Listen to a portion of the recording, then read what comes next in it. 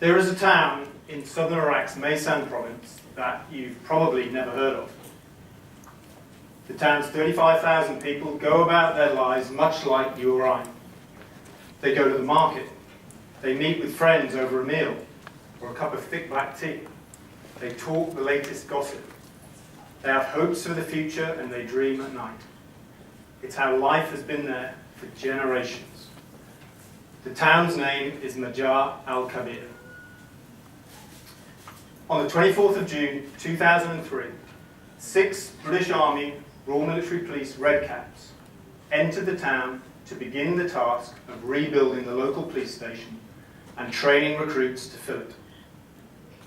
After the brief war which had destroyed the infrastructure in the area, these were to be the first steps back to normality. At about 10 a.m. that day, they arrived in the town and they were greeted warmly. For about 30 minutes, they shared tea with the town elders and they talked about the best way to return to effective policing after the destruction of Saddam's ruling Ba'ath Party. This was a simple mission. This wasn't going to be a hard assignment. Military intelligence had evaluated the town and they'd assessed it as low risk and benign.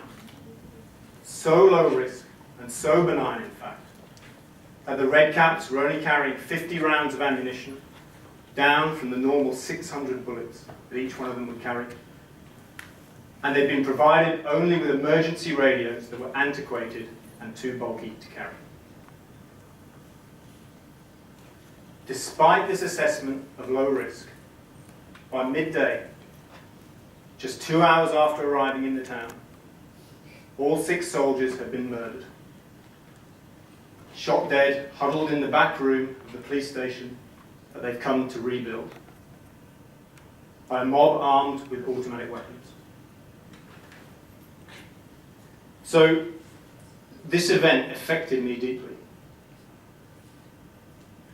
At the moment they were huddling in that room, being surrounded by a murderous crowd, I was also in southern Iraq. I was a captain in the British Army, serving in the same province, serving in the same brigade as the Redcaps. After the warfighting is finished, I was carrying out the role of a military intelligence officer. I met and I served with each one of the 6 Redcaps. So of course, as you can imagine, I asked myself, how? How could this possibly happen when we've been so sure and so confident that the risk was low? How could things end up like this? And initially, I came to the conclusion that we just got it wrong. We missed something. Or we made a tragic miscalculation. We didn't understand the area or the people as well as we thought. But even with the advantage of hindsight, I couldn't find that thing that we'd missed. I couldn't find what we'd overlooked or misunderstood.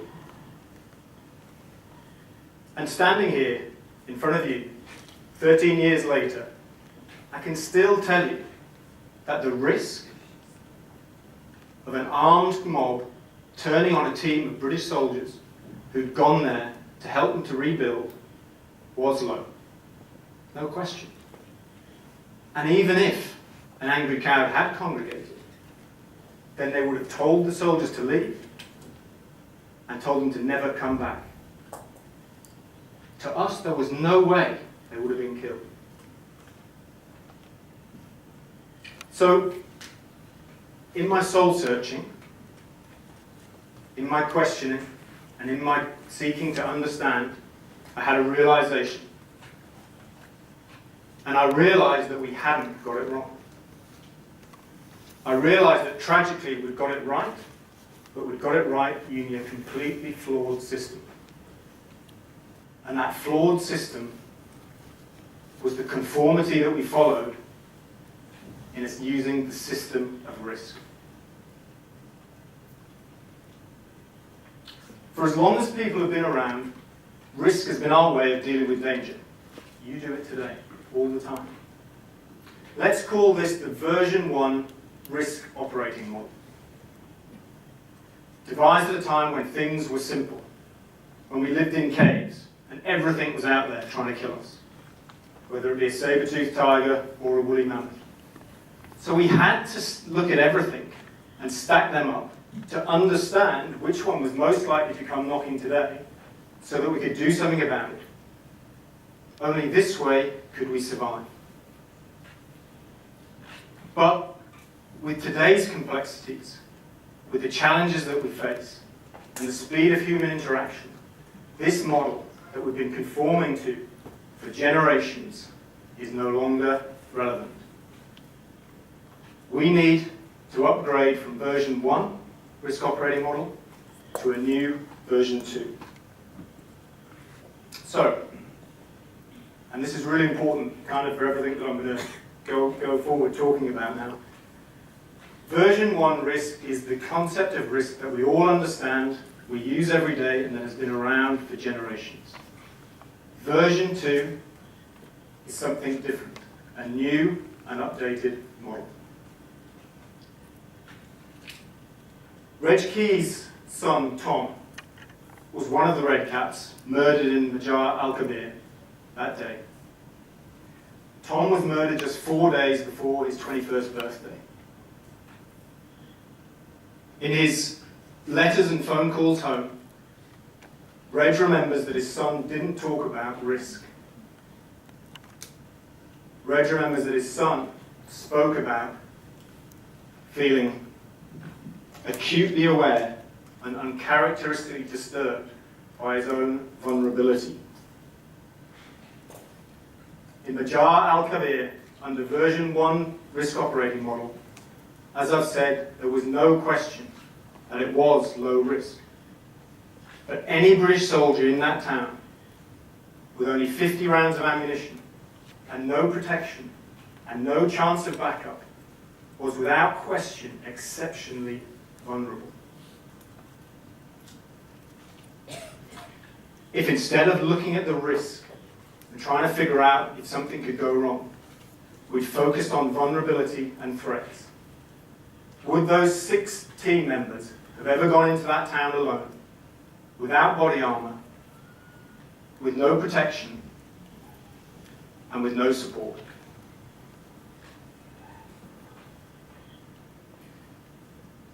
And it's not just in situations as tragic, life-threatening, or immediate as war, where this is true. We see the version 1 risk operating model being used completely inadequately to try and control today's complex threats. Kweku Adeboli was a London-based trader when his 3-year scam cost the UBS bank $1.5 billion in 2011. When he was released from prison earlier this year, he said that if banks continue to chase the same level of profitability as in the past, then the only way to generate these profits is to take more risk. To put it another way, banks remain cripplingly vulnerable to rogue traders, despite all the controls that they put in place, because they're happy to accept and are complacent around risk. Okay. Now, I do have a small job for you today. Now, I know you weren't expecting this as the audience, and I understand that it's a high-pressure role you got there. You know, sat there doing good audiencing, everybody's eyes on you. So don't worry, I'm going to keep it really, really simple and straightforward. What I want you to do is to write down, or even if that's too much of a challenge, just think about your favourite colour. Okay? Okay. Nice and simple.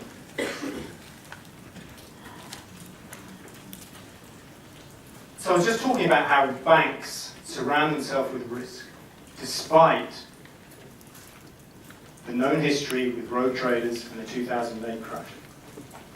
So let's compare the bank's version 1 approach to Google and Facebook. Google and Facebook embrace version 2 and actively seek out vulnerabilities. In May this year, Facebook paid a 10-year-old boy from Finland $10,000 because he identified a vulnerability in Instagram that made it possible for hackers to delete the comments from other users. Currently, Google has $100,000 up for grabs if you can hack Chromebook software and expose its vulnerabilities. Google and Facebook aren't looking at the risk of hacking. They're using version 2 to actively seek out how it's vulnerable to being hacked. Under version 1 risk operating model, what we try to do is we try to calculate likelihood, and then we use it to prioritize risks or to satisfy ourselves that they're controlled. Casinos and banks use the law of large numbers to understand likelihood and then to set favorable odds. If a game is based on the toss of a coin, the likelihood of the coin landing on heads or tails is completely objective, and it can't be influenced by human behavior. Over time, if you toss the coin 1,000,000 times, it will land 50% heads and 50% tails. And in some bad news for all you professional gamblers here, with a payout of less than 2 to 1, the house will win. That's why a casino has a chandelier and not a strip light. But unlike a coin, people are unpredictable and inconsistent. It's what makes the world an amazing place, full of diversity, full of challenge, and full of excitement. But trying to apply the law of large numbers to volatile, subjective human behavior is fundamentally flawed, surely. And yet this is what we do on the version 1 risk management operating system. Okay, so favorite color, remember, a tough assignment for you. So looking for a few volunteers to show me or shout out what their favorite color is. So somebody from kind of like this side here. Blue. Blue. Greenish blue. That's quite specific. Yeah? Okay. Isn't it kind of like the middle? Black. Black. You're dressed fully in black. And this side? Red. Red. Very good. Yellow, somebody said. Is there a different version of blue? Milky blue. Is that even a thing? And somebody from the back? Turquoise. Say again? Turquoise. Turquoise. Wow, sophisticated part of the audience here. So, using version 1.0 risk operating system is a bit like asking you all to agree on a collective favorite color. You've got completely diverse opinions based on your personal taste, your natural biases, your upbringing, your culture, your history, your recent experiences, or whatever. And yet this is what we try to do with our version 1 risk operating model. Under version 1 operating, what we try to do is we try to neatly put risk into a box, whereas what we should be doing is climbing out of the box and going hunting for vulnerabilities.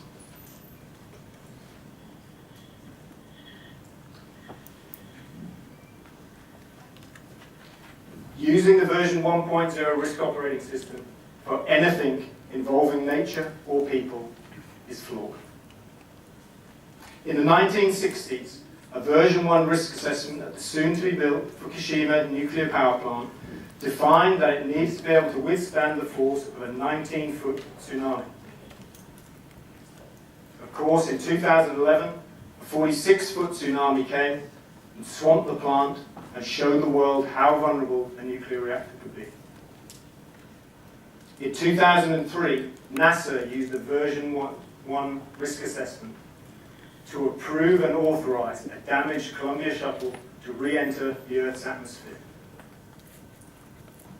Tragically, all 7 crew members were killed when the vulnerability in the heat-proof shield on Columbia's wing led to it disintegrating on re-entry over Texas and Louisiana. So on each occasion, in those 2 examples, version 1 thinking fell short. And although each event, the tsunami and the disintegration of a a space shuttle was exceptionally low risk, Columbia and Fukushima proved to be heartbreakingly vulnerable. Version 2.0, the vulnerability model, is a healthy paradox. Because to focus on vulnerability, we have to have a deep sense of paranoia, built on a foundation of care. So it's care and paranoia. So it's like caranoia, right? Okay, thanks. See what I did there, right? The caranoia. From caranoia, we seek out vulnerabilities. And from the vulnerabilities that we find, it drives our caranoia, completing the circle on our version 2 vulnerability operating system. Version 1 risk management operating system is a dangerous paradox, because the more we focus on risk, the more we surround ourselves with risk. And the more we surround ourselves with risk, the more comfortable we become. So we need to move away from our preoccupation with risk. Just like on the dusty streets of Majar al-Kabir in 2003, it gives us a false sense of comfort. And for anything more subjective than the toss of a coin, it's completely flawed. We need to challenge conformity. We need to move to a version 2 vulnerability model and take our vulnerabilities and drive our natural paranoia. Thank you.